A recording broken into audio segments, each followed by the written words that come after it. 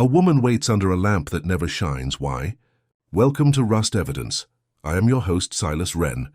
Share where you're watching from tonight. I treasure every comment. Now let's uncover the shadows. The evening had settled into one of those half-hearted Paris rains, not the steady downpour that justified umbrellas, but a thin mist that clung to coats and blurred the yellow glow of street lamps. From the window of his office at the Quai des Orfèvres, Maigret stood with his pipe unlit between his teeth, gazing at the Seine. The river seemed swollen and tired, carrying with it fragments of wood and the faint smell of damp stone. It was close to 8, and he should have been home already.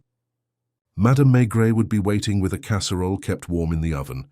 She never complained, never asked too many questions, only tilted her head with a patient smile when he came in late. Yet Maigret lingered, not because of duty. There was no urgent case on his desk, but out of a vague reluctance to leave the solitude of his office. A phone call had been promised earlier that afternoon.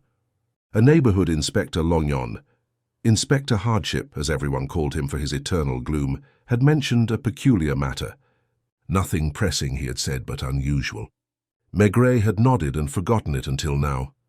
And then the call hadn't come. Perhaps it was nothing, another of Lognon's disappointments. Still, something about the evening felt unfinished. Maigret filled his pipe, struck a match, and let the smoke curl slowly in the dimness.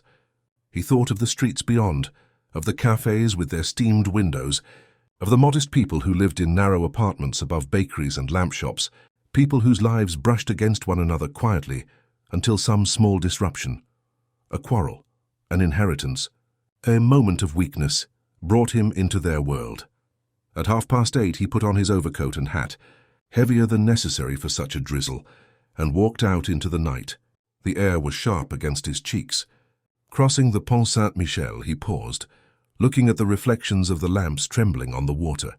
For no clear reason, he turned not toward his home but along the river, into quieter streets where shutters were closed and the smell of wet stone dominated. It was there, near a small square, that he noticed her. A woman stood beneath a tall street lamp, except the lamp itself was dark. Its glass globe had long since cracked, and no light came from it. Still she waited there, motionless, as though she belonged to that exact spot. She was not young, though not old either, her figure straight but weary, her hands clasped in front of her. A scarf covered her hair. Every few minutes she glanced at her watch, then back down the empty street. Maigret did not stop. He walked past with the steady tread of a man accustomed to seeing things without appearing to notice. Yet her image settled in him, the persistence of her waiting, the incongruity of choosing a broken lamp as a meeting place. Something about her stillness, her patience, spoke not of chance but of habit, as though she had stood there many evenings before. When he reached the corner, he slowed. He lit his pipe again, though it had not gone out, and stood under the dripping eaves of a shuttered shop. Behind him, through the veil of mist, the woman remained. She did not pace. She did not shiver. She only waited. A faint sense of melancholy crept into Maigret. It was not crime he smelled, not yet. It was loneliness, and something else besides. He turned finally, pulling his coat tighter, and made his way toward home, though with the certainty that this woman by the lamp that never lit would not leave his thoughts. The drizzle had thickened into a finer mist by the time Maigret reached Boulevard Saint-Michel. He felt it dampen the brim of his hat, cling to his overcoat, and leave tiny beads on the glass of shop fronts. He walked slowly, his heavy frame carrying him without haste, his pipe clenched between his teeth, though the tobacco inside had gone cold. He was not thinking of home anymore, nor of Madame Maigret's casserole that must by now have lost its warmth. Instead, his thoughts circled back to the solitary woman beneath the dead lamp. The image lingered with unusual clarity, as though his mind had marked her waiting as something that required notice. It wasn't the first time a face or a gesture had unsettled him more than the words of any report. He was used to such impressions. They were faint, intangible, often without explanation until much later. Still, he had learned to respect them. The woman hadn't looked afraid. She hadn't looked impatient. She had looked, what was the word? Resigned, perhaps, as if she were not waiting for someone who might arrive, but for someone who would never come. At the next corner, Maigret stopped. He had almost convinced himself to go straight home. He could picture Madame Maigret in her armchair with her embroidery or her book, the lamp on beside her, the calm warmth of the room. But he turned back instead. He retraced his steps through the damp streets, passing the shuttered shop again. The broken lamp loomed ahead, its iron post streaked with rust, and beneath it the same still figure. The woman had not moved. She was leaning slightly against the post now, her head lowered. Maigret approached more closely this time, his steps deliberate. She seemed aware of him but did not shift. Only when he was a few paces away did she glance up. Her face was pale, the kind that told of long hours indoors. Not striking, not forgettable either. Her eyes were grey, and in them lay the weariness of someone accustomed to waiting. "Good evening." "Madame," Maigret said, his voice calm, almost casual, as though he might have greeted any passer-by. She gave the faintest nod. "Good evening." Her voice was quiet, with the flatness of someone speaking not to begin a conversation, but to acknowledge necessity. "It's late to be out in this weather," Maigret remarked, watching her closely as he drew on his pipe, though it remained unlit. "Are you waiting for someone?" The question was simple, and he let it hang in the air. She did not answer at once. Instead, she smoothed the folds of her coat with one hand, as though reassuring herself of its presence. "Yes," she said finally. He could have left it there, yet something urged him to press a little further, though always gently. "At this lamp?" Her lips curved into something that was neither a smile nor a frown. "Yes." The rain tapped lightly on the brim of his hat. He studied her a moment longer, then inclined his head politely and continued walking, as though his curiosity had been satisfied. He did not look back until he had reached the other side of the square. She was still there. At home, the casserole had been taken from the oven. Madame Maigret looked up as he hung his coat to dry. She asked nothing, only brought him his supper warm enough and listened as he spoke of small, inconsequential things. Yet even as he ate, even as he let the comfort of the apartment settle around him, the thought of the woman under the lamp pressed at him. He knew he would see her again. The following morning was grey, the sky heavy with more rain. At the office, Maigret read through the reports that had accumulated, most of them routine. Burglaries, drunken brawls, disputes among neighbours.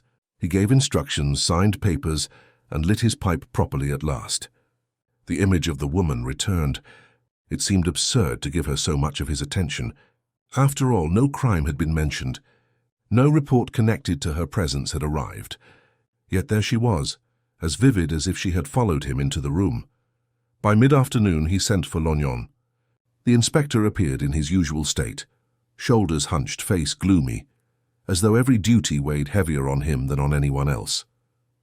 He reported on a theft of laundry from a courtyard, on a quarrel between shopkeepers, all in his low, despairing tone. Maigret let him speak before asking almost casually, "You mentioned yesterday you had something peculiar." Lognon shifted, uncertain. "Ah, yes, it was nothing urgent. A concierge from the Rue des Martyrs came to me. She said there was a woman who stood for hours each night by the corner lamp, not causing trouble, only waiting. But it disturbed the tenants. Some thought it improper. Which lamp? The one on the small square near Saint-Georges. The lamp's broken, hasn't worked in months." Maigret tamped his pipe. He nodded slowly, hiding the flicker of recognition. "And this woman, what do we know of her?" "Little, middle-aged, neatly dressed. She speaks to no one. The concierge thought she must be meeting someone, but she never leaves with anyone. She only goes away at midnight." Maigret leaned back in his chair. He let the smoke drift lazily. "You've spoken to her?" Lognon shook his head. "I thought it hardly worth troubling her." "Worth troubling her." "Hardly worth troubling," Maigret repeated to himself. Yet the picture sharpened, the pale face, the resigned stance, the quiet waiting. He decided, "We'll look into it." That evening, instead of going home directly, Maigret walked once more toward the square. The mist clung again to the city, wrapping everything in the same dull sheen. As he approached, he saw her there, unchanged, as though the hours of the day had never passed. She seemed to belong to that spot, as much as the cracked pavement at her feet. This time he did not greet her. He stood some distance away, lighting his pipe beneath the awning of a tobacconist's shop. From there he watched. A man passed by, glanced at her, walked on. A young couple hurried through the rain, laughing softly. The woman by the lamp remained still. Each time a figure appeared at the far end of the street, she lifted her head slightly, then lowered it again. There was no agitation in her movements, only that same resignation. Maigret stayed nearly an hour. At last, close to midnight, the woman stirred. She checked her watch, looked once more down the empty street, and then turned. She walked slowly, with measured steps, until she vanished into a side street. The following day, Maigret called for discreet inquiries. Who was she? Where did she live? By noon, a clerk placed a thin folder on his desk. Her name was Madame Blanchet, widow, 43 years old, resident of a modest boarding house not far from the square. She worked occasionally as a seamstress. Nothing in her record suggested trouble. Maigret closed the folder and stared out at the rain-smeared window. The pieces were ordinary, almost trivial, and yet he felt in his bones that something was hidden in that nightly vigil. People did not wait beneath dead lamps for nothing. That evening he walked again to the square. The concierge of a nearby building stood in the doorway, arms folded, her eyes following the woman with disapproval. When Maigret approached and asked, she muttered that Madame Blanchet had been waiting there for weeks, always at the same hour, always alone. It gives the building a bad name, she added. Maigret thanked her and moved on. He took up his station across the street, the pipe smoke curling in the damp air. He let the minutes pass, feeling the rhythm of the woman's vigil. When the church bells struck 11, she shifted only slightly, her face turned toward the same dark street. It was then, as Maigret watched, that he noticed another figure, a man standing at the far corner, partly obscured by the dripping branches of a tree. He was watching too, not at the lamp, not at the broken glass or the square itself, but at the woman beneath it. He did not move closer, did not speak. He only watched. Maigret's eyes narrowed. He drew slowly on his pipe, letting the smoke cover his expression. The woman did not notice the man. She remained in her posture of patience, unaware of the gaze fixed upon her. And Maigret, in that quiet moment, felt the faint shiver that told him the case had begun. The figure at the far corner remained half hidden, the faint drizzle turning the branches into a dripping curtain that blurred his outline. Maigret drew on his pipe, letting the ember flare briefly before settling back into a dim glow. The woman under the dead lamp had not noticed him. She seemed oblivious to everything but the empty street she faced. That stillness of hers was too deliberate, Maigret thought, the kind of stillness that comes not from patience, but from necessity. It was as though she had no choice but to stand there, fixed to that spot by some invisible cord. The man did not shift for several minutes. He stood as if uncertain, his hands thrust deep in his coat pockets, his hat pulled low. Twice, when someone passed nearby, he turned his face slightly, as if to avoid being recognized. Maigret's eyes, trained to notice small betrayals, registered the tiny gesture. Watching without wanting to be seen, it was always a sign of something. At last the man moved away, crossing to the next street, his steps unhurried. Maigret did not follow immediately. He remained where he was, the drizzle gathering on his hat, the smoke from his pipe clinging stubbornly in the damp air. He let the woman's figure anchor his vision. She lifted her head once more, checked her watch, and resumed her stance. Only after several minutes did Maigret shift his weight and make his decision. He would follow the man, but not too closely. The street beyond the square was narrow, lined with modest buildings whose shutters glistened wet in the glow of the working lamps. The man walked with the air of someone who knew where he was going, but had no desire to arrive quickly. He stopped once beneath an awning, struck a match and lit a cigarette, the brief flare illuminating a sharp nose and gaunt cheeks.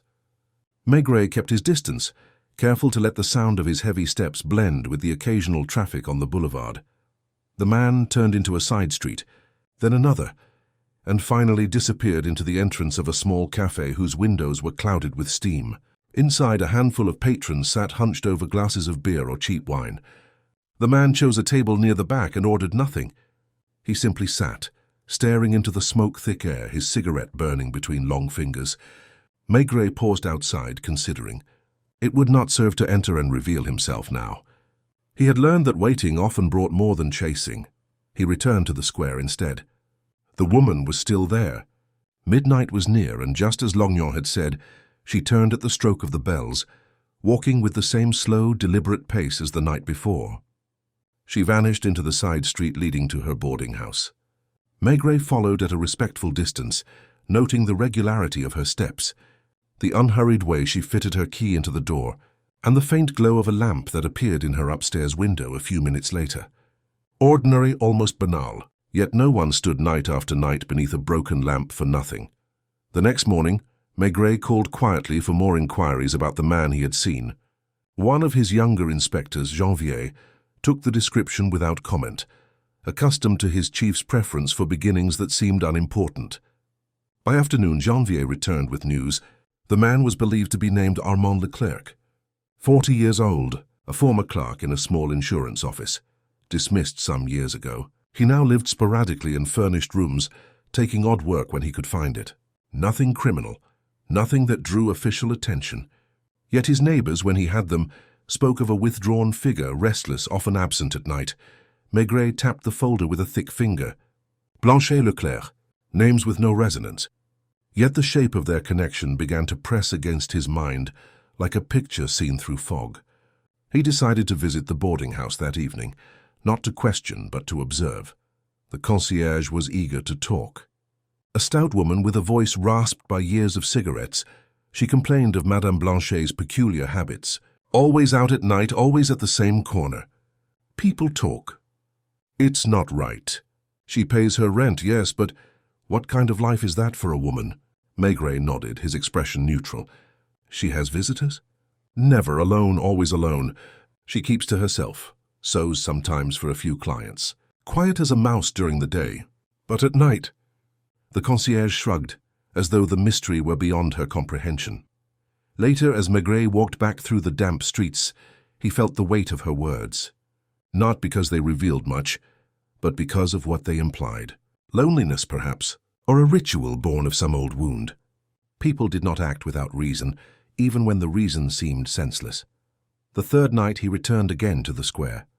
The woman was there, as always, under the lamp that gave no light. Across the way, the man Leclerc had taken up his position once more beneath the dripping tree. It was like a tableau set in motion by some unseen hand, the watcher and the one watched each fixed in their place, neither moving toward the other. Maigret felt as though he had stumbled upon a play, whose meaning was known only to its actors. He stood for a long time, his pipe forgotten, until finally he crossed to the far side of the square and approached Leclerc. The man stiffened as Maigret drew near, though he tried to mask it by turning his collar against the damp. "Cold night," Maigret remarked, his tone even. Leclerc gave a small nod, eyes averted. "You often come here?" The man's lips tightened. "Sometimes." "For a walk?" His voice was hoarse, carrying the defensiveness of someone who expected disbelief. "Do you know the woman?" Leclerc's glance flickered, quick as a match struck and blown out. "No," Maigret said nothing. He only drew on his pipe, letting the silence settle heavily between them. Leclerc shifted, coughed, and finally muttered, "I don't know her." "Why should I?" Maigret gave a small shrug, as though it were of no importance. He turned away, his heavy steps echoing on the wet stones, but behind him he felt the man's eyes following him. He knew then, with that certainty that grew from silence, that the denial was a lie. At the office the next day, the reports on both Blanchet and Leclerc were thin, almost trivial. Lives of no consequence, marked only by solitude and routine. Yet Maigret found himself studying them as though they contained hidden maps. He could not yet say what crime lay buried here, or if indeed there was one. But crime, he knew, was never born of abstractions. It came from hunger, jealousy, fear, love, all the quiet, ordinary storms that moved within people. On the fourth night the pattern repeated. The woman at the lamp, the man beneath the tree, the drizzle that seemed never to leave Paris. Maigret stood again across the street, his presence unremarked. But this time something shifted. Near midnight, Blanchet raised her head suddenly, her eyes fixing on the far end of the street. A figure was approaching, another man, younger, with a hurried step. She stiffened, her hands clenching in front of her. For a moment her whole body seemed to quiver with the hope of release, but the man passed without stopping, and she sagged against the lamp once more as though a cruel trick had been played on her. Leclerc saw it too. Even in the shadows, Maigret noticed the tightening of his shoulders, the way his cigarette trembled between his fingers. The play had taken a new turn, though its meaning was still obscure. When at last the bells marked midnight and Blanchet walked away, Maigret remained. Leclerc lingered longer this time, staring at the empty square as though expecting something more. Only when the drizzle turned heavier did he leave, his steps slow, reluctant. Maigret did not follow. He stood beneath the dripping awning, his coat heavy with moisture, the city's silence pressing close. The case was beginning to breathe on its own, though no crime had yet been named. He felt the contours of it, the hidden lives crossing in the shadows, the waiting, the watching. And he knew with the weary certainty of long years that the truth would come not with evidence, but with the breaking of silence. The rain had not lifted in days. It was the kind of weather that made the city seem smaller, pressing its dampness into walls, staircases and clothes, dulling even the glow of café lamps. Maigret sat in his office that morning with his coat still on, pipe between his teeth, staring at the rain-smeared glass of the window. He was not reading the reports stacked neatly on his desk. They seemed far away, belonging to a different rhythm of life.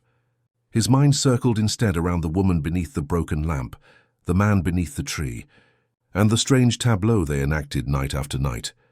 By mid-morning, he rose heavily from his chair and told Janvier he would be out. He offered no explanation, only tugged his hat lower against the drizzle and stepped into the street. The boarding house where Madame Blanchet lived was not far, a modest building with a narrow hallway that smelled of cabbage and damp rugs. The concierge, wrapped in a shawl, sat in her chair like a sentry. She lifted her eyes wary as he entered. "You again," she said without warmth. "She has done nothing wrong, monsieur." Maigret inclined his head gravely, his expression unreadable. "I should like to speak with her." The concierge hesitated, then shrugged as though to rid herself of responsibility. She pointed to the narrow staircase. "Second floor, number 5. The corridor upstairs was silent, doors closed against the draught that crept through the building. Maigret knocked gently on the door of number 5. After a pause, footsteps sounded within, hesitant, and the door opened a little. Madame Blanchet stood there, her hair pulled back beneath a scarf, her eyes guarded. "Good morning," Maigret said, his tone polite, almost formal. "May I come in?" She hesitated only a second before stepping aside. The room was small, barely large enough for the bed and a table covered with scraps of fabric. A single chair stood near the window, and she gestured toward it.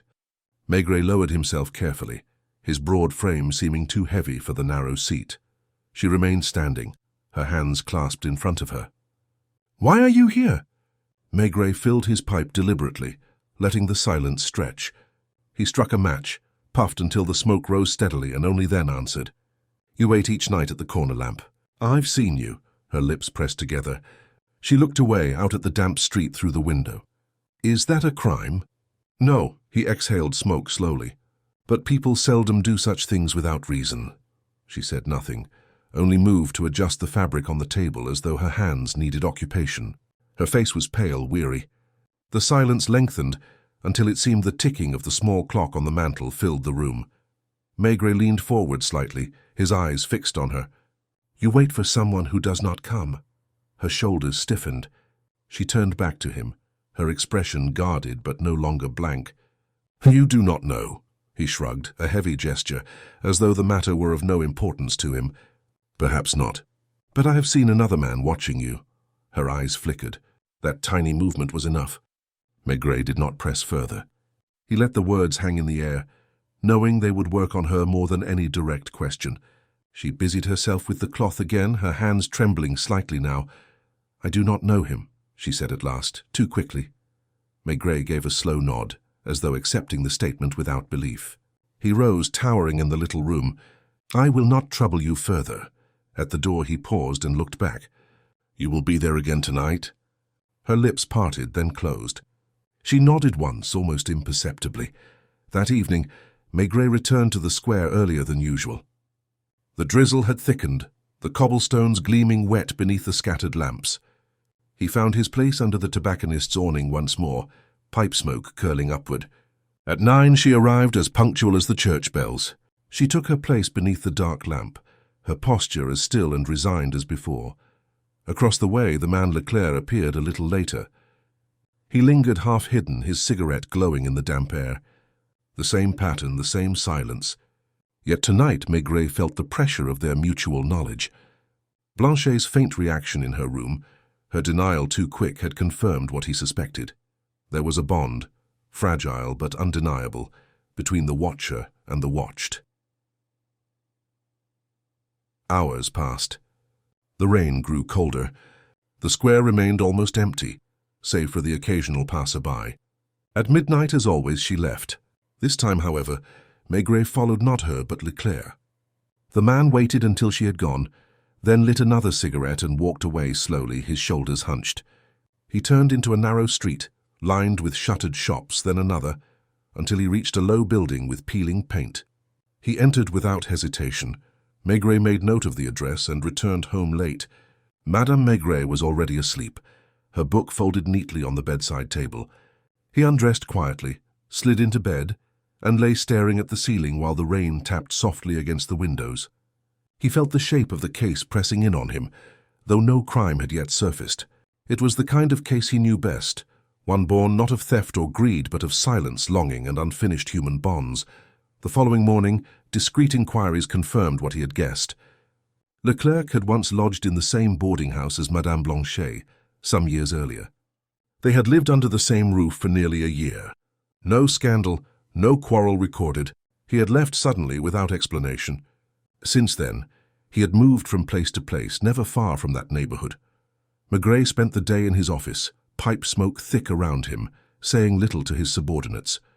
When evening came, he returned once more to the square. He watched the ritual unfold with the same inevitability. Blanchet arrived, stood beneath the lamp. Leclerc appeared, hovered in his shadowed post. Midnight came and she departed, but tonight Leclerc did not leave. He remained long after, standing where she had been, staring at the dark lamp as though it might reveal something. Maigret crossed the square slowly, his heavy steps deliberate. He came to stand beside him, saying nothing at first. The two men stood together in the drizzle, the silence dense between them. At last Maigret said, "You knew her once." Leclerc's jaw tightened. He did not answer. "You left." She waited still. The man's breath came in a shudder, though he tried to disguise it as a cough. His eyes fixed on the broken lamp. "It is nothing," he muttered. Maigret gave a slow exhale of smoke. "People do not wait every night for nothing." Leclerc turned suddenly, his face pale in the dim light. "Leave her alone. She has done no harm." Maigret regarded him steadily. "Then why do you watch her?" The man's lips trembled. He said nothing more, only strode away into the wet streets, his shoulders hunched against the rain. Maigret remained a while longer, staring at the empty space beneath the lamp. He felt the weight of loneliness, of years spent circling around unfinished words. He knew the truth would not come from questions, but from the moment one of them could no longer bear the silence. And he knew that moment was drawing near. The night after his brief exchange with Leclerc, Maigret walked home later than usual, his coat heavy with moisture and his hat brim dripping faintly. The city had quieted into that hour when even the cafes seemed to sigh with exhaustion, chairs stacked in corners, waiters sweeping the floor with half-hearted strokes. When he entered his own apartment, the air was warm, scented with boiled potatoes and the faint sweetness of an apple tart that Madame Maigret must have prepared earlier in the evening. She was seated in her armchair, her book open but unread, and she looked up with her small, patient smile. "You are late," she said, not reproachfully, but as one notes the weather, Maigret removed his coat slowly, hung it by the stove to dry, and sat down heavily in the chair opposite hers. For a while he said nothing, puffing at his pipe without really noticing whether the tobacco caught or not. She watched him, accustomed to these silences, and did not press. At last he spoke. "There is a woman. Every night she waits under a lamp that gives no light. She has done so for weeks. Always alone, always in the same place." Madame Maigret tilted her head slightly, her eyes calm, her hands folded in her lap. "For whom does she wait?" "That is the question. There is also a man. He watches her from a distance, never approaching." She considered a moment, then gave a small shrug. "If she waits under a lamp that is broken, perhaps she is not waiting to be seen, but to remember." The words, so lightly spoken, stirred in Maigret. He leaned back, drawing deeply on his pipe now, the ember glowing more steadily. To remember? Yes, that was it, or something near it. Not expectation of arrival, but the persistence of habit, of memory turned ritual. He looked at his wife, who had already returned her gaze to the book in her lap, though he knew she was not reading. The next morning at the office, the report seemed even more trivial than usual. He signed them, issued a few instructions, then sat with his elbows on the desk, staring at the smoke curling upward. Remembering. The word clung to him. He thought of Blanchet's pale face, her stiff posture, the glance at her watch as though marking time with someone no longer there. He thought of Leclerc's clenched jaw, the muttered protest, the shudder in his breath. Toward evening he returned once more to the boarding house. The concierge frowned as he entered, but said nothing this time, only eyed him with suspicion. Blanchet answered his knock, her face composed, though her eyes betrayed fatigue. She let him in without a word. The room looked the same, neat, spare, the table cluttered with fabric. She stood by the window while he seated himself in the same chair. For a long time neither spoke. The ticking of the clock filled the silence again. At last Maigret said, "You wait each night because once, long ago, someone told you they would meet you there." Her lips parted, then closed. She turned her face away. It was Leclerc, was it not? She turned sharply, her hands gripping the windowsill. "Why must you come here? Why must you disturb me?" Her voice trembled, yet it was not anger but something more fragile, fear or shame. "I disturb nothing," Maigret said gently. "I only see what is already there." He waits too. Across the square. "Do you know this?" Her shoulders slumped.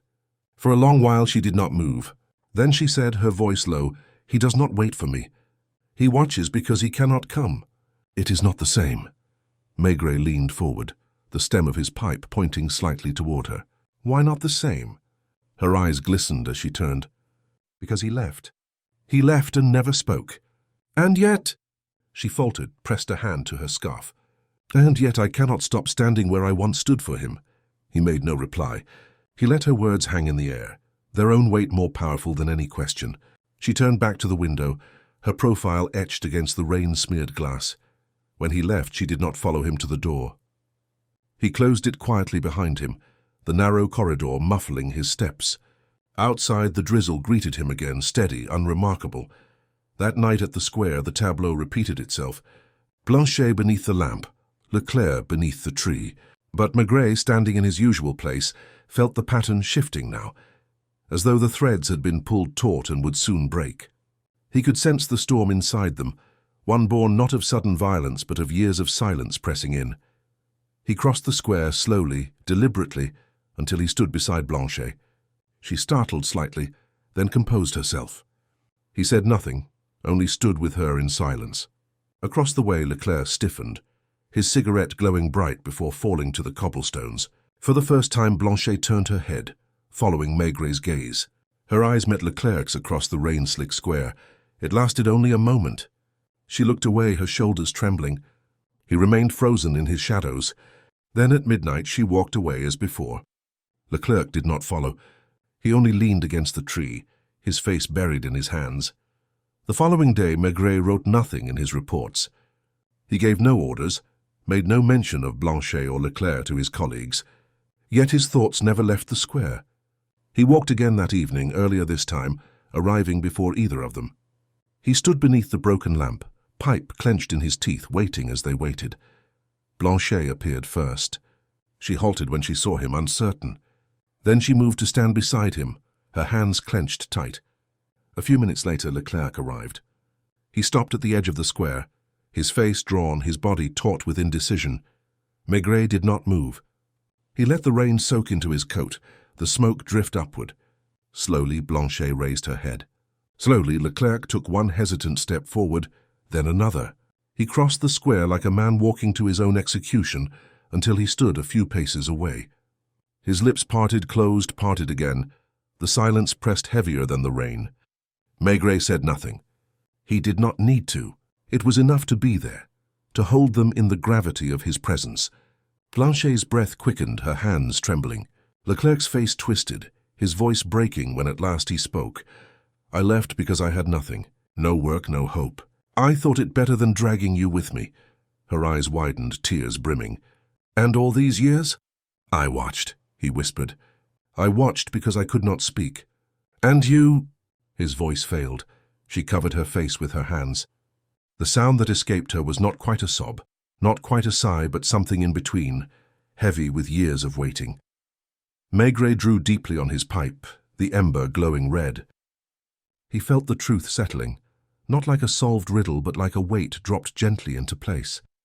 The case, if it was a case, was not of crime, but of lives lived in silence. He turned slowly and walked away, leaving them to the broken lamp and the rain. At home, Madame Maigret looked up as he entered. She did not ask, only brought him his supper. He ate quietly, then set down his fork and said, "You were right. She waits not to be seen, but to remember." His wife gave her small, patient smile. "And the man?" "He remembers too." They sat together in the quiet warmth, the rain continuing its endless tap against the window. The next day, Paris carried on in its usual grey rhythm. The drizzle clung to roofs, to hats, to the shoulders of clerks hurrying along the boulevards. In his office at the Quai des Orfèvres, Maigret sat behind his desk with a half-burnt pipe between his teeth. The reports he signed that morning seemed less real than the image that refused to leave his mind. Two figures, standing in the rain, bound together by silence and years, under a lamp that had long since gone dark. He turned the pages absent-mindedly, his heavy brows knitted, until Janvier entered with a stack of fresh papers. "Nothing new," Janvier said. "A brawl near Les Halles, a burglary in Montmartre." He hesitated, glancing at Maigret's face.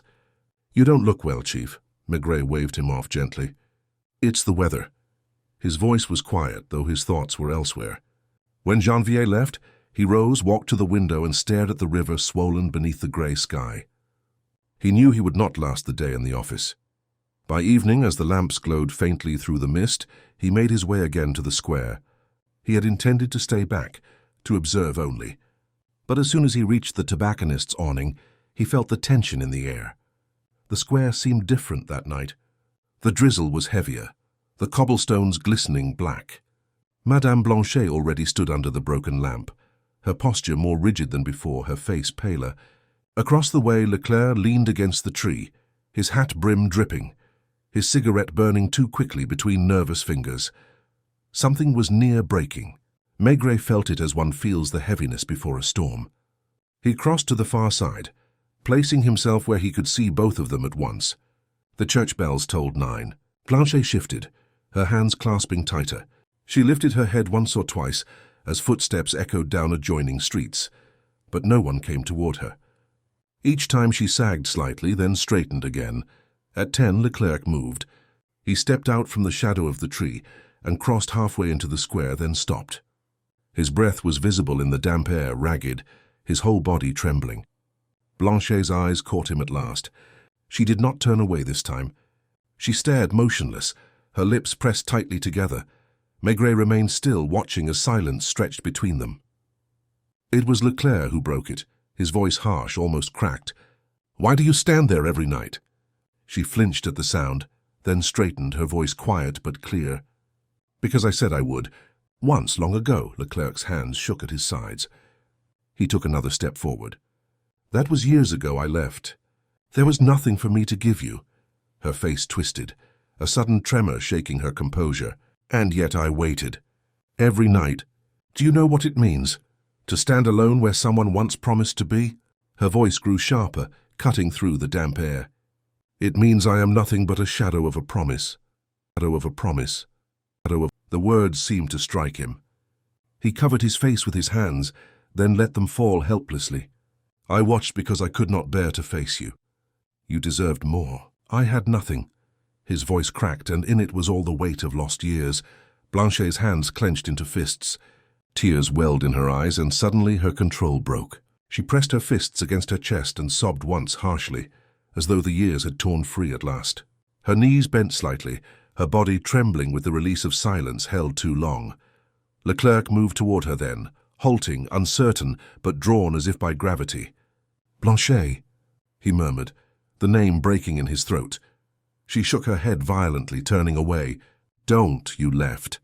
You left me with nothing but a broken lamp and an empty street." Her voice was sharp, but beneath it lay despair, the kind that had settled in her bones.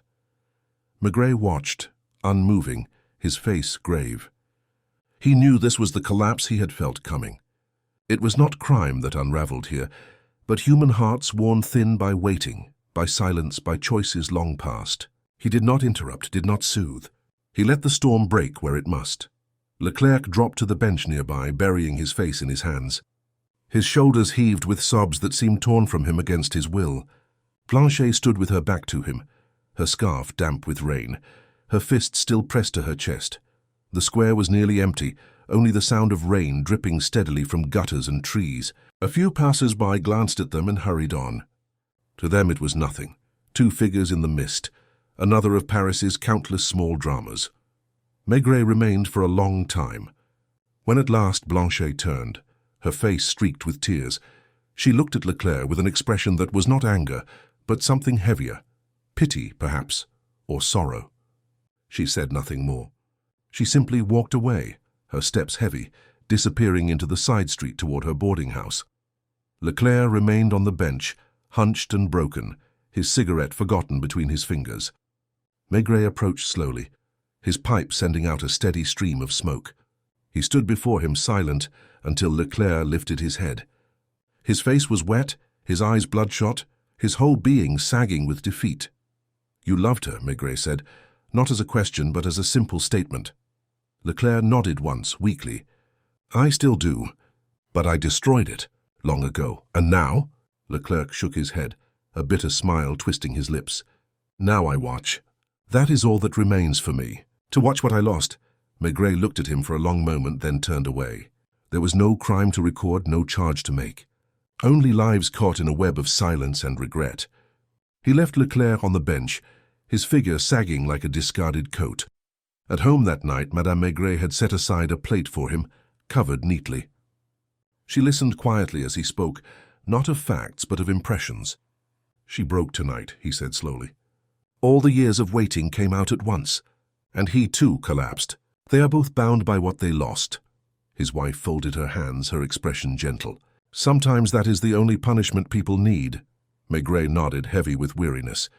He did not sleep easily that night. Rain beat against the windows, and in his dreams he saw the broken lamp glowing faintly at last. Though in reality it remained dark, a monument to promises unkept. The next morning, he resolved to let things rest for a time. Some truths could not be forced. They surfaced only when the weight grew too great. And he knew with quiet certainty that this story was not yet finished. The morning after Blanche's collapse in the square, Maigret moved more slowly than usual, his heavy body weighted not by fatigue alone, but by the residue of what he had witnessed. He had seen tears break through a face that had learned to remain still, and a man's voice crack under years of guilt. It lingered with him as he sat at the small kitchen table, the smell of coffee rising, Madame Maigret watching him with her quiet patience. He said nothing, only smoked, his eyes on the grey light that crept through the window. At the office he tried to bury himself in routine, signing reports, hearing briefings. Yet he found himself staring at the ink on the paper, as if it might arrange itself into the shape of Blanche's figure under the lamp. By noon he gave up the pretense. He put on his coat, leaving the building without explanation, and walked through the damp streets to the neighborhood of the square. The boarding-house concierge saw him coming and pursed her lips. "She has not left her room today," she said, half disapproving, half satisfied at having news to impart. "No sewing, no errands. She is not herself." Maigret nodded, saying nothing more. He climbed the narrow stairs to her door. He knocked gently at first, silence. He knocked again. At length he heard movement inside, slow and reluctant, and the door opened a fraction. Her face appeared pale and hollow-eyed, the scarf pushed back to reveal stray strands of hair. "I'm not well," she murmured. "I know," Maigret said softly. "May I come in?" She did not answer, but after a moment she stepped back, allowing him into the little room. The air smelled of stale fabric and dampness. She sank onto the chair by the window while he remained standing, pipe in hand though he did not light it. "I saw you last night," he said quietly. Her hands trembled where they lay in her lap. "I lost control," she whispered. "You lost silence," he corrected. Her lips quivered. For a long moment she stared at the floor. Then she said almost inaudibly, "He was to marry me." Maigret let the words settle. He said nothing, waiting as he always did. "We had nothing," she went on. No money, no family to help us. He lost his position. We were to meet at that lamp one evening, to speak of what to do. He never came. I waited, and since then I have stood there as though still waiting for an answer. Her voice broke, but she pressed on. I told myself if I kept the promise of that night, perhaps he would return and perhaps the past would not vanish. But years went by. Still I could not stop.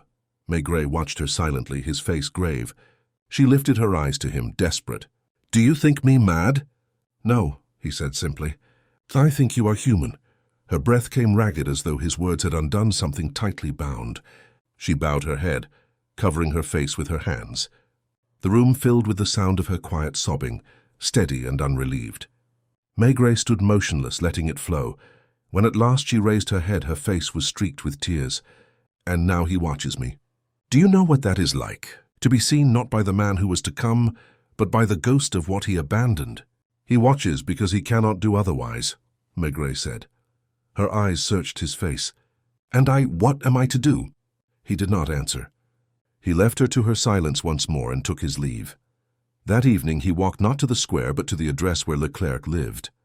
It was a shabby building, its entrance reeking of damp plaster. He climbed the stairs to the top floor, knocked and waited. The door opened slowly. Leclerc stood there, his face unshaven, his eyes hollow. "I thought you might come," he said hoarsely.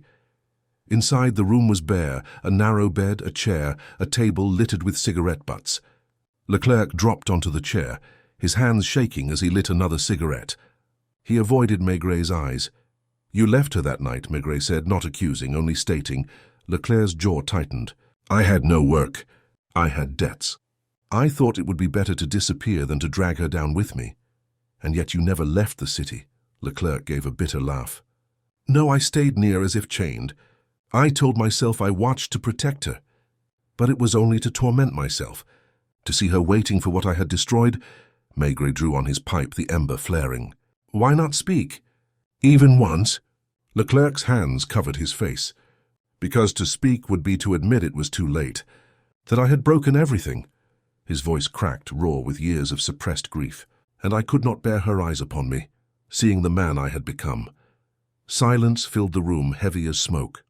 Maigret remained still, his presence pressing on the man more than questions could. At last Leclerc dropped his hands. His eyes were wet, his face slack with defeat. "Tell me, Inspector, what punishment is left for a man like me? For a man like me?" Maigret regarded him steadily. "The one you live already." Leclerc sagged, the cigarette trembling between his fingers. He nodded faintly, as though accepting a verdict. When Maigret left, the drizzle was still falling, the streets shining with reflected lamps. He walked slowly back to the square. Blanchet was not there that night. The empty space beneath the broken lamp seemed darker than usual, a void that drew his gaze. He stood a long while, pipe smoke curling upward, until the bells marked midnight. Then he turned and walked home, heavy with the knowledge that truth had emerged not in revelations, but in fragments of sorrow whispered in small rooms. At home, Madame Maigret was still awake, her sewing basket beside her. He removed his coat, hung it by the stove, and sat down with a sigh. She looked at him waiting, her hands resting quietly. They were once to marry, he said. The lamp was their meeting place. He did not come. She never stopped waiting. Madame Maigret's eyes softened, but she said nothing. She returned to her sewing, the quiet scratch of the needle steady in the warm room. Maigret leaned back, pipe in his teeth, and let the silence settle around him. He knew the case was nearly finished, though no crime had been named. What remained was the aftermath, the slow settling of lives after collapse, the way sorrow takes its shape and becomes part of the ordinary.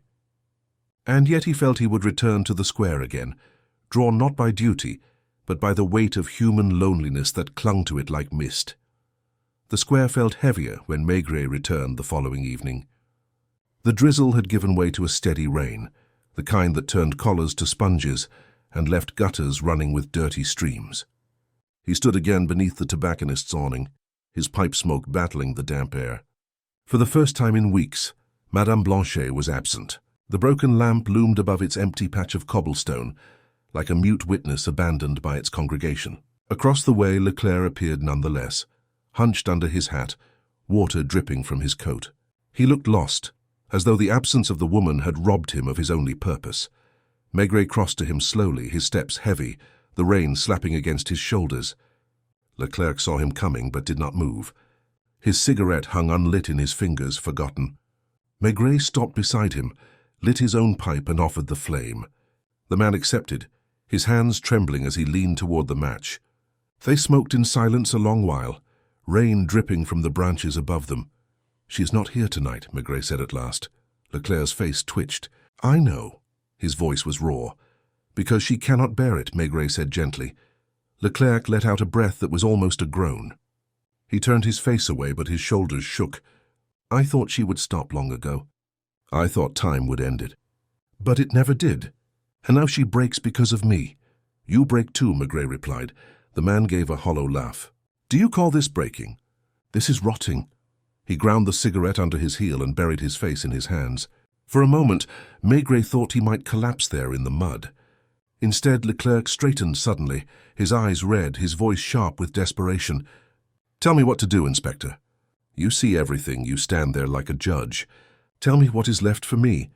Maigret drew deeply on his pipe, exhaled and said nothing. He knew better than to answer when silence would push harder. He let the question echo against the rain. Leclerc's chest heaved, his lips trembling as the silence closed in. At last he whispered, "Then I must go to her." The following morning, Maigret climbed once more to the second floor of the boarding house. The concierge watched him with narrowed eyes, muttering about tenants who disturbed the peace. Blanchet opened the door slowly. She looked exhausted, her skin pale, her eyes swollen from a night of tears. Yet she stepped aside without a word and let him enter. The little room was darker than before, the curtains half drawn. She sank onto her chair by the window, folding her arms tightly across her chest. "I will not go again," she said before he had spoken. "I cannot. It is killing me." Maigret filled his pipe, struck a match, and let the smoke rise before replying. "Then you must speak with him." Her eyes widened, then narrowed in pain. "No, I cannot bear it." "You have borne waiting," Maigret said, his tone even. "You can bear words. Silence is heavier than words." She pressed her hands to her face. "You do not know. The night he left, we were to meet. He had nothing," he said. "But we had each other. And then he did not come. Do you know what it is to feel your life vanish in an hour?" Maigret said nothing. She trembled, then lowered her hands, her eyes wild.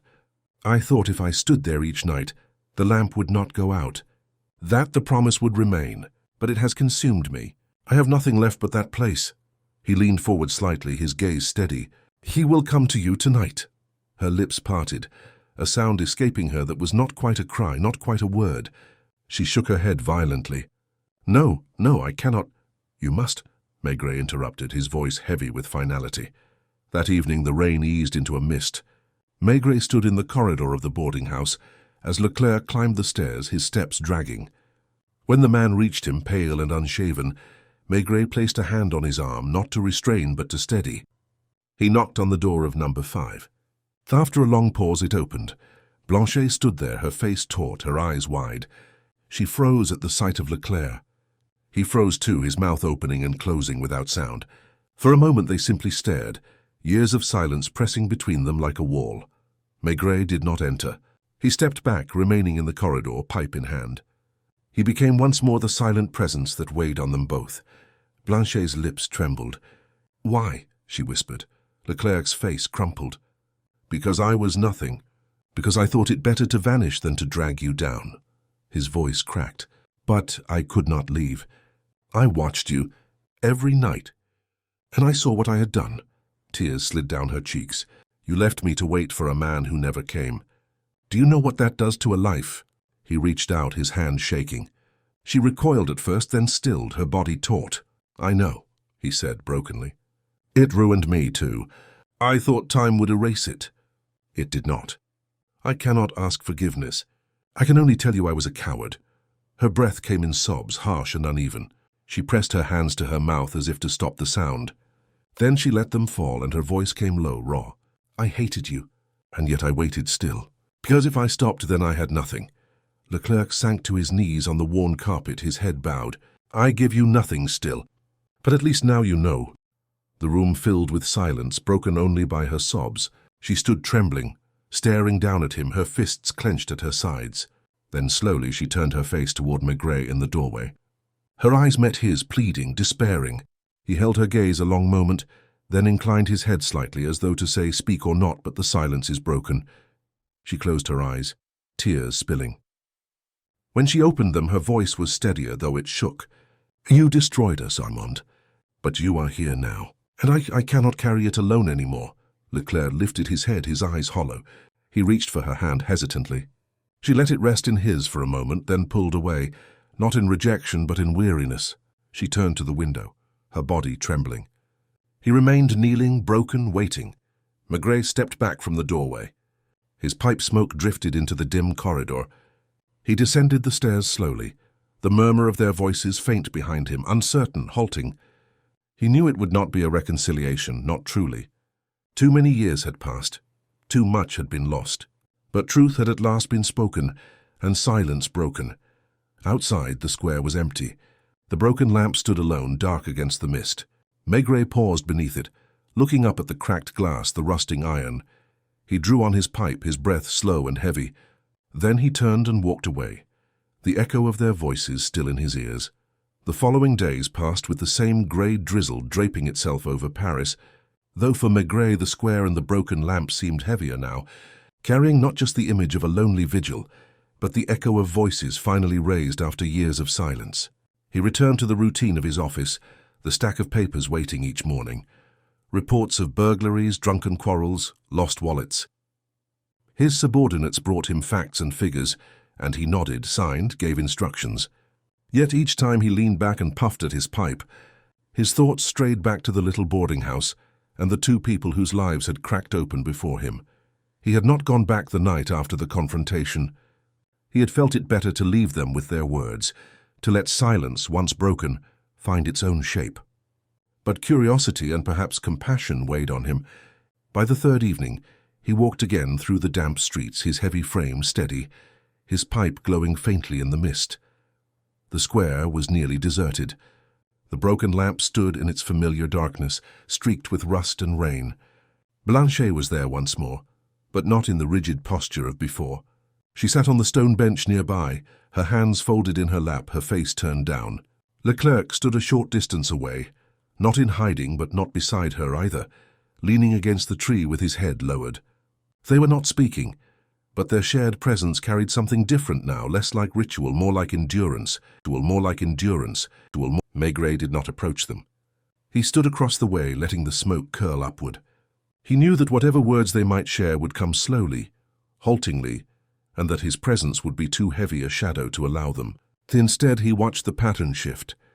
Blanchet no longer stood under the lamp, as though chained to it. She sat, her body less taut, as if acknowledging at last that the waiting had ended, though the habit remained. And Leclerc, though still separated, no longer hid. That in itself was a confession. At midnight she rose, walked home with slower steps, and he followed her at a short distance, not pressing, not intruding. He stopped at the boarding-house corner, watching her key turn in the door. When the light appeared in her upstairs window, he turned back.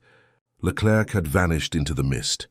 The next morning, Maigret found himself at the boarding-house once again. The concierge gave her usual frown, muttering about how they disturbed the order of the place, but she stepped aside.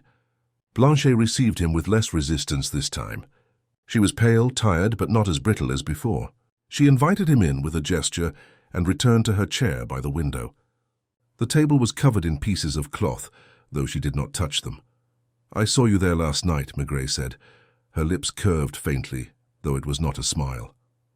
"I cannot stop myself, but it is not the same. The lamp is only a lamp now, and he." She looked away. "He lingers. He says little. Sometimes he follows me as far as the door. I do not send him away, nor do I invite him. I no longer know what to do." Maigret drew on his pipe. "Time will do what you cannot." She closed her eyes briefly. "Time has done enough." Her voice trembled, but she did not cry. "I wasted myself in it. I do not know if anything remains." He made no reply.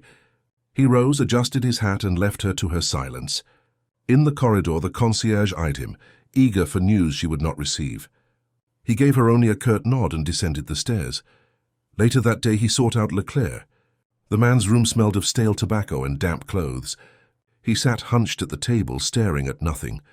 When Maigret entered, he started, then lowered his eyes. "She spoke with you," Maigret said. Leclerc nodded faintly. "She told me the waiting is finished." But her eyes, when she looks at me, it is as though she sees both the man I was and the ruin I became. I cannot bear it. "And yet you remain." Leclerc gave a bitter laugh. "Because where else can I go? I have built nothing else. I thought to free her by leaving. Instead, I bound her to emptiness." His voice grew hoarse. "There is no forgiveness for that." Maigret regarded him steadily. "Forgiveness is not yours to demand. It is hers to give if she chooses. And perhaps not at all. But truth has weight. She carries less of it now." The man's shoulders sagged. He rubbed his face with both hands, muttering something incoherent. Maigret left him there, knowing that nothing more could be forced. That evening he returned once more to the square. The mist clung low, muffling footsteps, dimming the glow of the working lamps. Blanchet was not there. Leclerc stood alone, his head bent, his figure sagging as though the rain pressed him into the earth. When he realized she would not come, he sank onto the bench, staring at the broken lamp with eyes that seemed emptied of hope. Maigret stood across the square, his pipe clenched between his teeth. He felt no triumph, no satisfaction, only the familiar weight of human sorrow that settled on him after certain cases. For this was a case in its way, though no crime was written in a file. It was a story of promises left unkept, of silence that became a prison, of two lives wasted in the shadow of a lamp that no longer lit. When the bells struck midnight, Leclerc rose, his movements slow, and walked away. Maigret remained a moment longer, staring at the dark globe above him. Then he turned and made his way home through the dripping streets. Madame Maigret was awake, her lamp still burning. She looked up as he entered, setting aside her sewing. He lowered himself into the chair, removed his shoes, and sighed deeply. She waited as she always did, her face calm, her eyes patient. "They spoke," he said at last. "They tore the silence apart. But nothing changes quickly." She wavers between pity and despair. He cannot forgive himself. The lamp still draws them, though less tightly. Madame Maigret nodded, her lips curving into the faintest smile. "That is how people are." They wound each other, and then they stand in the wound together. "Not all wounds heal." He looked at her, his eyes softening. "No, but sometimes the bleeding stops." She reached for his hand, squeezed it lightly, and returned to her sewing. The room was warm, quiet, filled with the faint crackle of the lamp. Outside, rain tapped gently at the glass. Maigret leaned back, pipe smoke drifting upward. He thought of the square, the two figures, the years lost to silence. He knew he would still return, not as a policeman, but as a man unable to leave certain sorrows untended. The city was full of such lives, waiting beneath lamps that never lit. He had seen them often, and he would see them again. It was his work, his weariness, and his quiet calling. The days that followed slid into one another with the same grey dampness pressing down on Paris. The weather seemed unwilling to shift, as though the city itself had conspired to keep the streets hushed, the buildings sullen, the air heavy with moisture. From his office window at the Quai des Orfèvres, Maigret watched the rain trace long streaks down the glass, the river swelling darkly beneath. He filled his pipe without thought, lit it, and let the smoke drift. Reports lay open on his desk, but his eyes wandered to them only briefly, before moving back to the blurred outlines beyond the window. It was not the reports that occupied him, nor even the crimes they described. It was the broken lamp in the small square, and the two figures who had circled it for years, tethered by memory and silence. Their voices still clung to him, their broken words. The way Blanchet had sobbed out her despair, the way Leclerc had folded in on himself under the weight of his own cowardice. There was no solution to write into a file, no closure he could offer them. They had already punished themselves. His presence had only forced the silence into sound. On the third evening after their confrontation, he walked again to the square. The rain had eased into a mist, softening the outlines of the street. The lamp stood as always in its darkness, its cracked globe faintly gleaming from the reflection of the nearest working lantern. Blanchet was there, seated on the bench now rather than standing beneath the post. Her scarf clung damply to her head, her hands resting limp in her lap. Leclerc lingered nearby, not hidden, not close, his figure hunched, a cigarette glowing and dying between his fingers. Maigret did not cross to them. He watched from the far side under the dripping awning of a shop. He saw the small shift in her posture, less rigid than in the past, though no less weary. He saw the way Leclerc no longer turned his face away, though his eyes were fixed always on the ground. They were learning slowly to exist in the same space again, if not together, then not entirely apart. He remained until the bells struck midnight, and as before Blanchet rose, walked with steady steps toward her boarding house. Leclerc followed some distance behind, not approaching but not letting her vanish without trace. The tableau had changed, but only by degrees. The following morning, Maigret found himself at the boarding house once more. The concierge, still eager to make herself part of any drama, grumbled that the whole business brought whispers among the tenants. Maigret brushed past her and climbed the narrow stairs. Blanchet answered his knock. Her eyes were tired, but she did not seem surprised. She let him in and returned to her chair. The scraps of fabric still covered the table, though none had been touched. "I no longer stand there as before," she said, without prompting. "I go still, but I sit. It is different. I know now he sees me. I know what he has said." Maigret puffed at his pipe, watching her quietly. "He speaks little," she went on, "but he does not hide.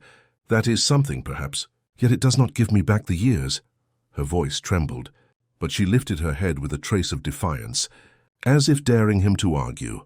"I do not think the years can be given back," Maigret said.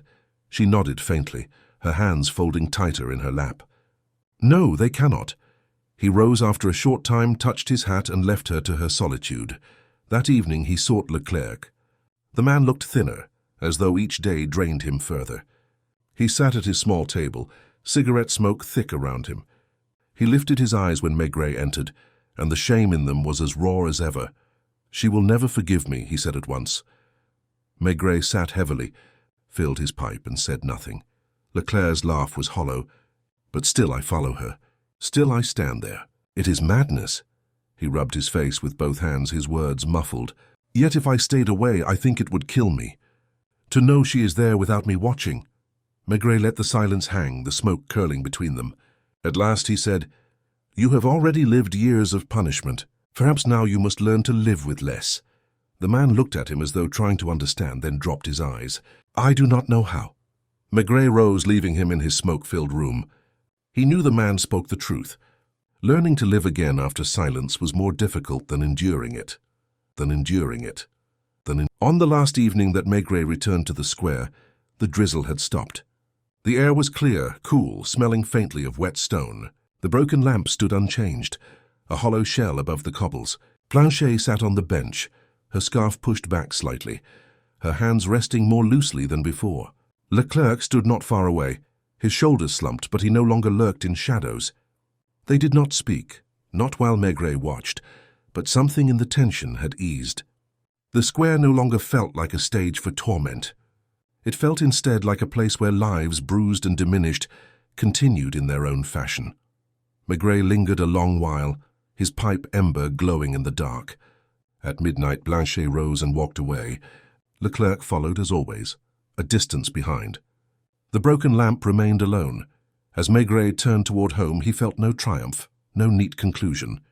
Only a weary acceptance, the kind that often followed his inquiries. Lives did not mend neatly. They frayed, tangled, and sometimes knotted themselves into shapes that could not be undone. His task was not to repair them, but to bear witness, to draw the silence into words, to see what others preferred not to see. When he entered his apartment, Madame Maigret had already set the table, a simple meal waiting.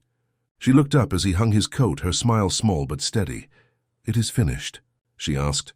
Maigret shrugged heavily. "Finished, perhaps. Not resolved. They will go on as they can. That is all." She poured him a glass of wine and set it before him. "That is all any of us do." He ate quietly, the warmth of the room settling around him. Outside, the city glistened after the rain, the lamps shining in long reflections on the wet streets. He thought of the broken lamp, still dark, still standing. A monument, not to crime, not to justice, but to human weakness and endurance. When the meal was done, he leaned back, pipe in hand, and let the smoke drift slowly toward the ceiling. He felt the familiar ache of weariness, but also the strange quiet peace that came from seeing life as it was, flawed, sorrowful, yet stubbornly enduring. The The woman had waited, the man had watched, and between them lay years that could never be returned. Yet now they bore them together, however haltingly. That was the truth, and it was enough. Maigret closed his eyes a moment, hearing only the faint ticking of the clock and the distant murmur of the city. Then he opened them again, exhaled smoke and let the silence rest. The air had grown colder in the nights that followed, the drizzle replaced by a thin, sharp wind that carried the smell of damp stone and smoke from chimneys. Paris seemed to draw inward in such weather. Shutters closed earlier, cafes grew warmer, and conversations lowered to murmurs. Maigret walked slower than usual, his heavy overcoat buttoned tight, his pipe clenched between his teeth. He no longer felt the pull of the square in quite the same way, though the image of the broken lamp and the two figures beneath it had marked him deeply. He had gone one last time, a few evenings earlier. The square was quiet, its cobblestones shining under the working lamps that ringed it.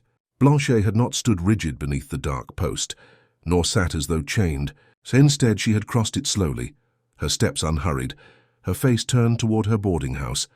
Leclerc had walked behind her at a distance, not hiding, not pursuing, but simply moving in the same direction. They had become two parallel figures, bound still but less tightly, as though the years of silence had loosened at last.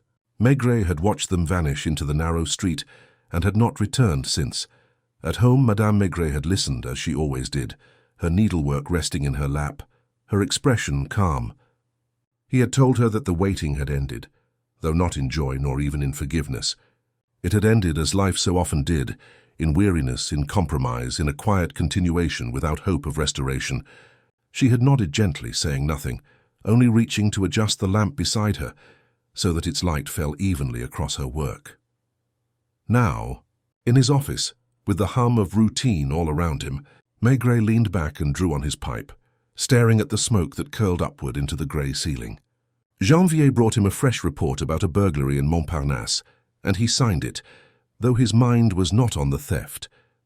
He thought instead of the woman who had stood night after night beneath a lamp that would never light, and the man who had watched her from the shadows, too broken to step forward, too bound to leave. There had been no crime, no charge, no court to record their story. Yet to him it had felt more haunting than many cases with blood and evidence. What had been revealed was not guilt in the eyes of the law, but guilt carried in the heart. What had been uncovered was not a motive for theft or murder, but the quieter, heavier motives of human weakness. Fear of poverty, fear of dragging another into ruin, and the silence that stretched into years. He thought of Blanchet's sobs, of Leclerc's broken words, of the way the two had finally faced one another and admitted the truth. That was the ending, not of romance but of concealment. The truth had been spoken, and it was enough to alter the air between them. He tapped his pipe against the edge of the ashtray, the sound dull in the room. Through the window the Seine flowed on, grey and swollen, indifferent to human sorrow. He felt again the familiar mixture of weariness and compassion that came after certain inquiries, the knowledge that nothing dramatic had been solved, no villain unmasked, and yet something had been witnessed, something that might allow two lives to move on, however falteringly. That evening, as he walked home through the brisk wind, he passed near the square once more. Out of habit he turned his head. The broken lamp stood in its usual darkness, rusted and useless, its cracked glass faintly gleaming from the nearby glow. The square itself was empty. Neither Blanchet nor Leclerc waited there. For the first time in weeks the space was bare, unclaimed. He stopped a moment, pipe smoke drifting into the chill air. He felt no urge to linger. The story had ended where it must, not in reconciliation nor in despair, but in a muted release. They had carried their silence for years, and now at last it had been broken. Whether they would continue together or apart no longer mattered. The lamp, unlit, would stand as it always had, but it no longer held them prisoner. He turned and continued home, his steps steady on the damp stones. When he entered the apartment, Madame Maigret looked up from her chair, her smile small and warm. He hung his coat, sat down heavily, and accepted the plate she set before him. They ate in quiet companionship, the lamplight golden against the walls. When the meal was finished, he leaned back, pipe in hand, and said softly, almost to himself, "It is finished." Madame Maigret glanced at him, her eyes gentle, then let it rest, and he did. The smoke curled slowly upward, the warmth of the room wrapping around him. While outside Paris continued its ceaseless breathing, the rain-washed streets glistening, the lamps glowing faintly in the night. Somewhere unseen, Blanchet and Leclerc were finding their way forward, each step uncertain but no longer bound by silence. Maigret closed his eyes briefly, then opened them again, his face calm. The case was not one to be written down, but it would remain in him like so many others. A story of ordinary lives, of sorrow endured, and of truth revealed quietly under a lamp that never lit. Never lit.